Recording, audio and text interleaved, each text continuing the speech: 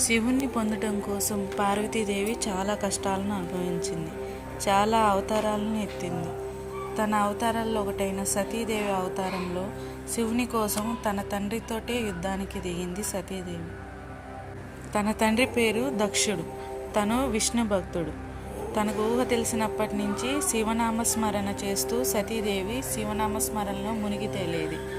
తన తండ్రి ఎంత చెప్పినా, ఎంత బతిమాలినా, ఎంత బెదిరించినా భయపడకుండా, బెదరకుండా శివుడి కోసం పూజలు చేస్తూ తన నామస్మరణ చేస్తూ జీవించింది సతీదేవి.